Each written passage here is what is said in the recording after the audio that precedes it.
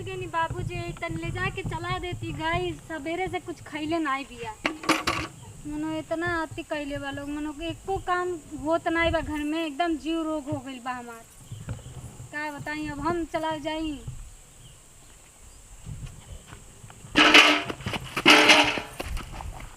देखा है हरामिया के रस्सिया पर रख ले आपने तो हर गाय ना बताई काहे देख के नहीं चलने हमारे पे भीड़ जानी कौन दुश्मनी बा कि लड़ले चाहे नहीं हर घड़ी हमसे अजुरैले चाहे नहीं अभी गाय ना बताइला ले जाके गोती रोग खोजत रहनी है अब मौगवा का करेला रे कैसन मौगवा भैंसा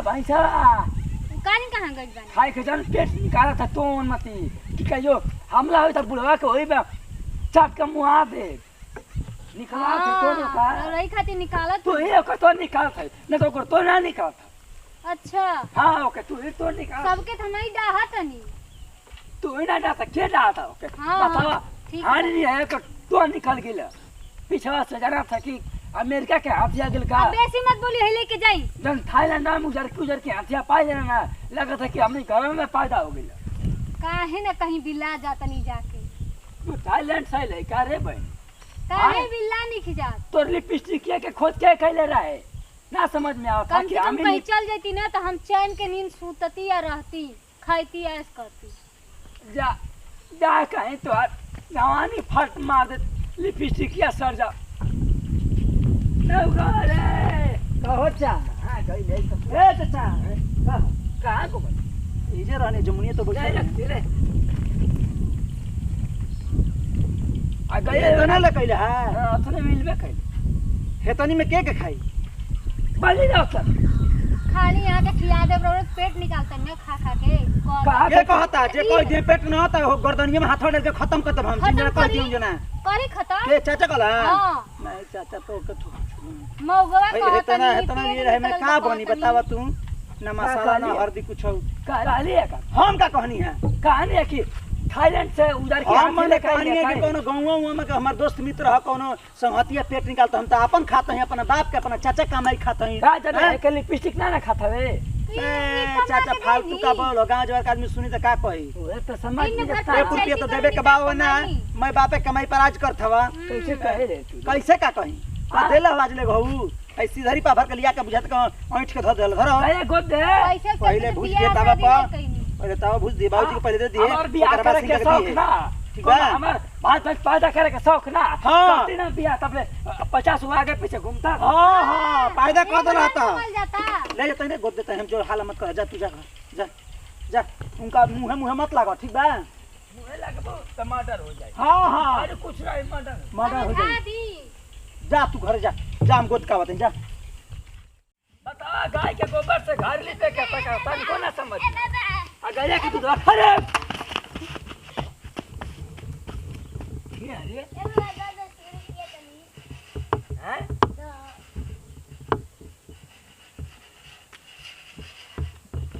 हट आ रहा पछे का दी का करती रे नंदरा दूरा कैसन दे ये पकड़ क्या हो ये पकड़ हैं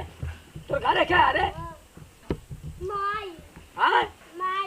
मैं ये सर घर में पहुंचा आया था वो लोग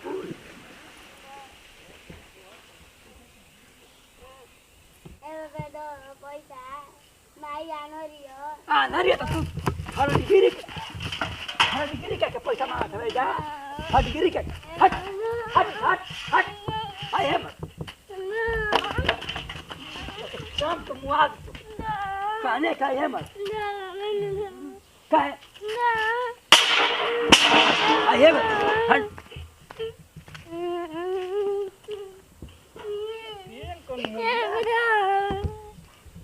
अंदर आत्मा से देखी परमात्मा से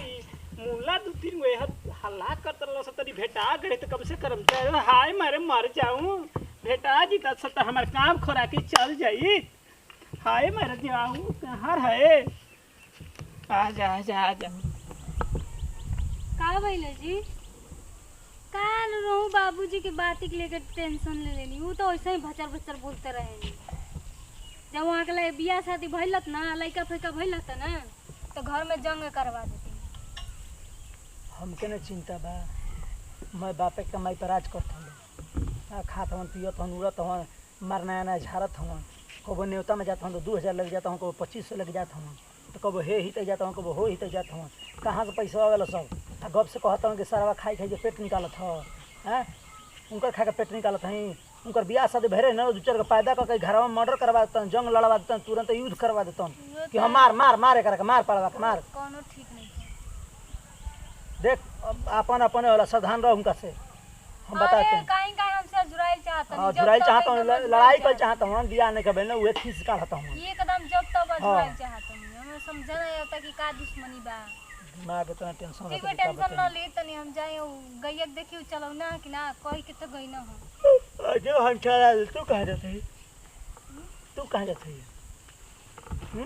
और जाई लो ना तो उठा ले ले तू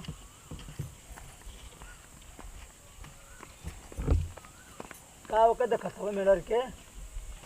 जा न जो काम करता होगल पंचायत का जा वाला मीटिंग था। हां जा ना करत हमें पंचायत मीटिंग करता जा जा तन गई को तो पैसे दो। अरे हां तोरे दिमाग एगो यही तरी खराब आवे तो पैसा दा ससुरत नहीं घर केहू ना तोरा ना हैं ना का पढ़े ले ना ना तोर पापा मर गया ओ सूरज कर बाप ना रहलो कर बुझला मेहरारगो नहीं मैं जितना पैसा रहता जेवाइन मंगा के खत्म कर देती यार। तोर माई रे माई मर गई, माई आनर दिया। अरे झूठ बोला तो सच बोले का रे ससुरत नहीं हमारे तो तू पूरा खानदान में जिंदा बा हैं सही बोलते रे। अपन माई की क्रिया अपन कपार पर हाथ रख खोता कि तोर माई बिया की जी मर गेल बिया हैं माई बिया पापा नु का हम तोरा के कहीं तोर माई या तोर बाबू तोर मम्मी या तोर मौसा मौसी हमारा नहीं ले 12 रुपया बोले जो भाग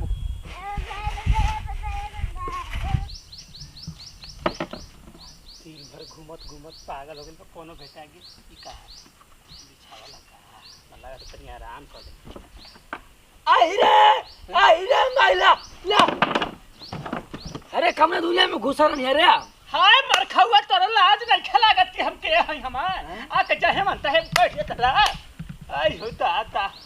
आई होता आता आई रे आइटम बम। आई रे हाय मर खौआ तोरा मुंह जाब लग गइल रे काहे न खबौलत तेरी दे दे आई दे रे दे दे दे दे रुपया रे मर खौआ बैठा बैठा। अरे तेरे लाल हम पर दुआ दे रे हमरा के दे दे अरे तो क्या हम ना दे करे जा।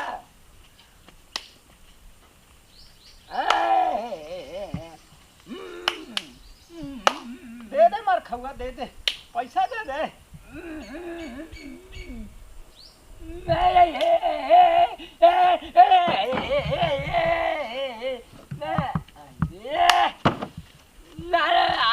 झुक झुक जिया तो रहा तहर नाती पूता खूब एकदम जिया फरत रहा फूलत रहा हमारा से आशीर्वाद लेत रहा तनी आराम कर ही बहुत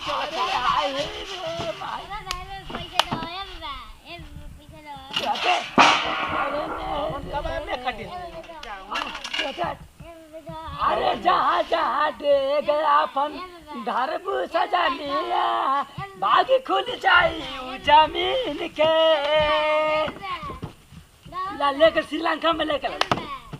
श्रीलंका ना हवाई आटा पर उतार दे। अरे चमक छला छल छबीला तुझको कर दे। अरे चुपे हमके जन कौन सिलाता बच के तू रहनी दिलदार सजनी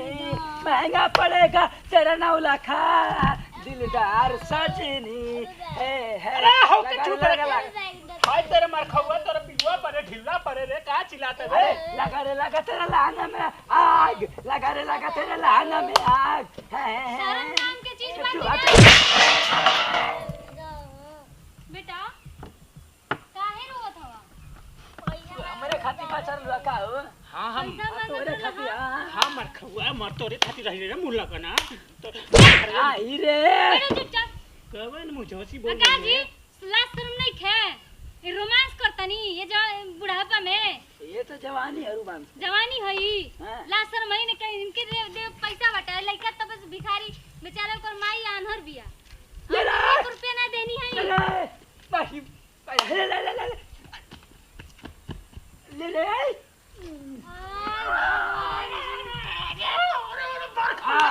दीना ते हारी हमारे उतर तेरा बुआ पड़ जी रे यार कहीं तो माई बस बाड़ी करिया ससुरा कैसा लगा था रे लौंडा दिल लगाने लइका कब से मांगा था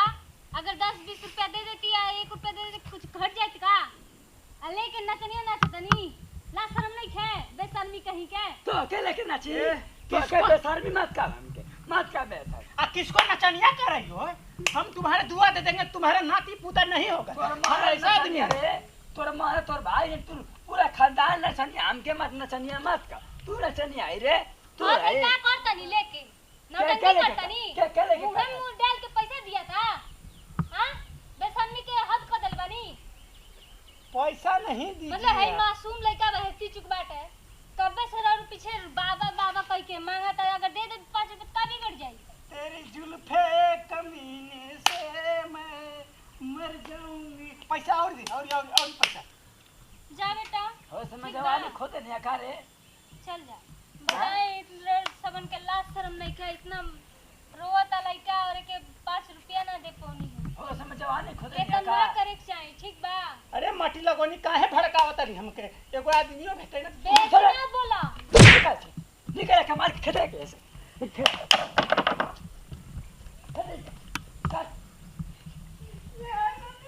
हाय से आए मत सारे ये तो मुआद को के मारना जब इक्स लड़ावत रहनी ना बैठ के मरो भाई एकदम घर के नाश कर देले बनिया नहीं डाला बस में जवानी खो दे डायरेक्ट गलती से माफ कर हो जिन बेटा इतना में हां ठीक बा कोनो जरूरत पड़ी खाए तो पानी से खा लिया। ठीक बा तने हमार मंगट कितना घटिया ई छक्का हो ये करे के छक्का का होई रे मुझो से तो कभी नहीं दो दिन पुतो तो ना होई रे आई बा तनी नहीं आई बा आई बा हम ऐसा आदमी है ना कि तो दुआ देना कि कभी तर फूलित ना होई रे और हमसे बढ़िया छका रे हमसे तो बढ़िया छका रे तो हमसे बढ़िया छका तो कहता है तो ये करे के छक्का का होई रे छक्का नहीं रे कीना है कीना छका दी कीना जा बहुत दरखा कीना रही रे छका बसार का भाई साथ हट सा का कोई कैसे दुआरी पावत है कुल रे कुल तो ये कहते क्या मैं तो मटका करनी साथे साथे ना हमसे बढ़िया छका तू हमसे बढ़िया रहू हे भगवान बेटा टेंशन ना लिया ठीक बा घरे जा कोनो चीज के जरूरत पड़ी तो हमर लगे आ जाइए ठीक बा अब भूख लागल बा चल घरे चलो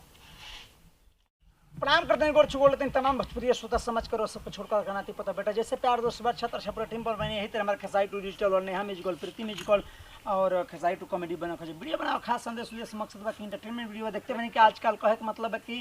ये वीडियो हमने इंटरटेनमेंट खातिर बने बने कहे मतलब जकर हाथ ऊपर सलामत बा उ कमा खा सकता कहीं भी तो करे के लोग पैसा दे देते तुरंते का कहला उससे डर है और एगो छोट लवारिस लड़का जकर महतारी के लौकत ना है ओकर बाप मर गई है उहे लड़का बा देखते बनी कितना छोटा लड़का बा भीख मांग मांग के अपना माई के खियावत ह अपने जियत अपना परिवार के जियावत ह तो हम ये कहम कि असहाय जे होके ओकरा के भिक्षा देला पर देह में और शरीर में लागी कहे के मतलब जकरा गोड़ हाथ होके संपूर्ण होके अपना हाव भाव छाव कह के पैसा ले तो ये तरीके कुछ ना चाहिए हमके कि भैया ये तरीका करो सब कहे के मतलब है कि हम